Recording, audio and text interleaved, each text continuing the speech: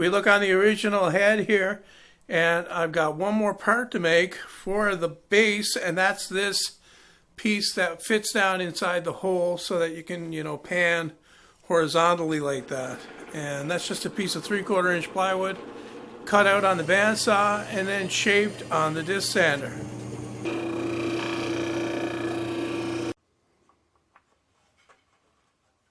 So how this works is it goes on the base up over the carriage bolt. Then I've already got this larger disc that has a bit of a counterbore drilled in so that it will clamp up tight against the bottom of this. So this goes on, goes through, this comes up from the bottom like so, it goes up tight, and then I use a wing knob to hold it on there, but I can see that my screw is a bit long, so I'll have to cut that off. Alright, here we look on the original again, and we'll see the one that actually clamps around the thing here has the front part of it cut on an angle. I calculated that to be around 10 degrees. You want the handle to be sticking down a little bit so it doesn't get in the way. And it also has a slit here to allow it to collapse together. What I did with this one though is I drilled it out 30 seconds I think. Then I tapped it with a tap and used that to thread into. On this one I want to get a nut in there instead so that the threaded rod goes into a nut and that will clamp it tight. I'm just going to use the other one to continue that curve around this side. Doesn't have to go very far, and then I need to make a cut down that way, so I'll just draw something that looks like 10 degrees. That looks close enough, and then cut it out on the bandsaw. Now I'm just going to line up where the rod from the handle goes, measure over about 1/2 inch, and then make a slot that's about 1/16 of an inch here on the bandsaw.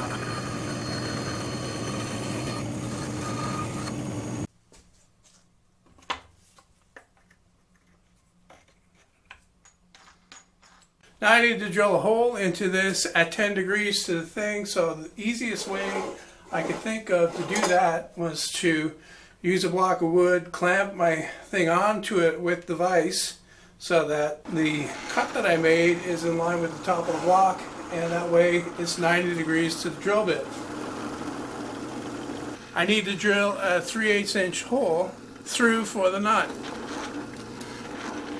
Next thing I want to do is grind down a nut to fit in the hole, because a 1/4-20 on the outside is 1/2 inch, and I want it to fit in a 3/8 inch hole because I don't have a lot of wood here.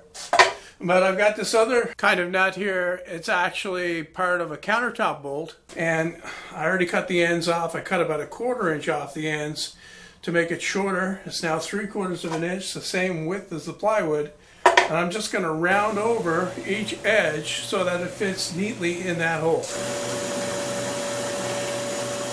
Okay, here it is. I've rounded the corners. There's not a whole lot left on the sides here, but steel is very strong material. You don't need a lot. This thing doesn't need a lot of clamping pressure either. I really could have got away with tapping it out again, but I thought that this would be smoother. So this just slips right in the hole, like so. And then the handle just threads right into it.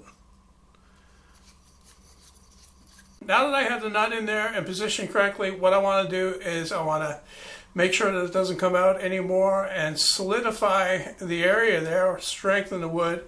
And to do that, I'm going to fill it up with epoxy after the handle is screwed in. But first I'm going to put some wax on the threads so that the epoxy doesn't stick, hopefully. I've got some tape put on the bottom here so the epoxy won't run out. I also need to glue on this washer on the outside here while I'm at it.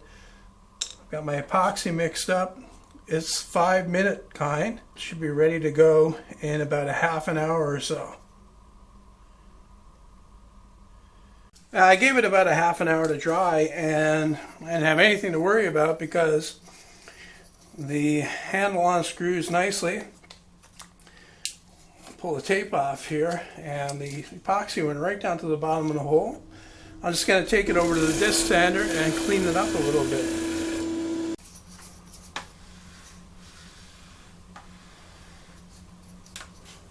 Okay, that much is done. The next thing is this, which we can call the top, and it's just a piece of 1/2 inch plywood that's 4 inches deep and 4.5 inches wide, and it gets attached to the top of these brackets with glue and screws. But before I attach that, I have to drill a hole for another carriage bolt near the back edge. I drilled the holes in the top part here for the screws. Now I'm going to get some glue, just put on this one over here. I decided that it would be best if I was able to take it apart, and that way I can get some fresh lubrication in around these joints here to keep it running smooth. And if you can't get it apart, you can't get anything in. So I'm just going to put glue over here on this one and then screw it on.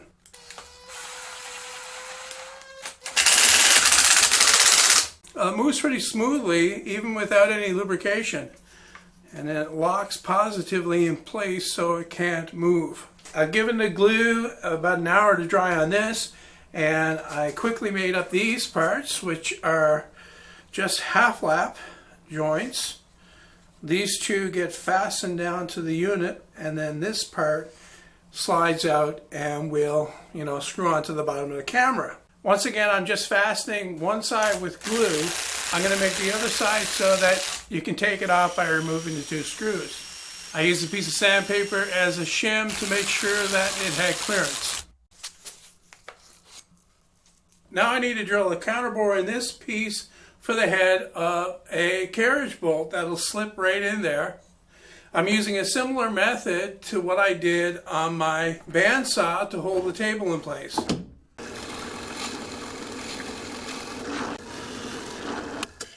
I'll cut out the rest using a sharp chisel and the bandsaw.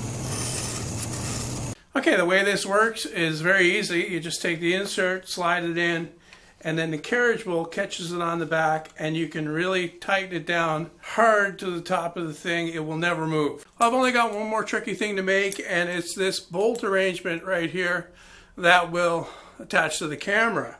It's pretty basic. It just uses 4 parts: a 1/4 bolt, 1/4 inch fender washer, 1/4 inch nut, and a 1.5 inch finish nail. The first thing to do is to cut a slot in the top of the bolt so that I can glue the finish nail in. Then when that's dry, I need to shorten the finish nail so that it fits inside the counterbore. Next, I need to grind down the nut so it's about half as thick as it was, so it'll fit in the other counterbore. Then I need to take the fender washer and drill the hole a little bit bigger so that the head of the screw will fit down deeper in it. Here's the bolt that I glued the nail into the head.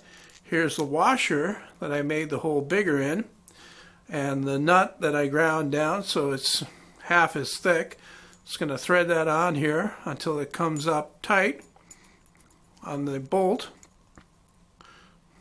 and then the washer should still turn, and the whole thing from back to front here should be less than 1/2 inch thick. That's important because you can't have it thicker than the plywood that it's going to be in. Next, I need to drill a 1 1/4 inch counterbore in the bottom of the plate and a 5/8 inch hole through on the top.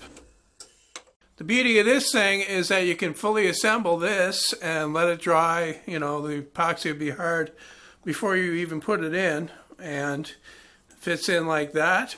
And it has to go in so that it's flush or below the surface. It can't be sticking down, otherwise it'll interfere with the thing and it won't sit correctly. Likewise, on the other side, the nut that I ground down has to be below the surface too. Now, what I have here is I've got a bit too much stud sticking up, so I have to cut that off as well. Now I've got some epoxy mixed up. I'm just going to get it on the back of the washer and glue that in place inside the plate. With the epoxy set up on the washer holding it in, it's ready to use. You have to be careful about how much bolt sticks out here. I aim for around 3/16 of an inch Not sure what that is in metric. You guys can do the math. I've got my little camera here just to do as a demonstration. Mainly this tripod will be used for that camera that's doing the recording right now. And also a new version of my extension arm. Now I see a bit of a problem here that might come up if some parts of the camera are sticking down. They might hang up on the side here. No, it's going on okay. A little tight, but... And then you slide it all the way back and tighten the wing nut on the carriage bolt, and that locks it in position and it can't move. And then you're free to move it up and down. It needs a little bit of lubrication, maybe some wax. And then you can loosen it up this way to pan it back and forth like that. Not bad. That's it for this one. I hope you enjoyed it. There will be a full build article on my website on this tripod. There will also be plans available. I'm not sure at this point whether they'll be free or if you'll have to pay for them. It depends upon how much time I have. I would really like to make a good plan set for this because just for the sake of having one, it's really nice to have this actually. And it works great too. I can really see how this is really going to speed things up for me as opposed to the old one, especially with how solid it is and stable.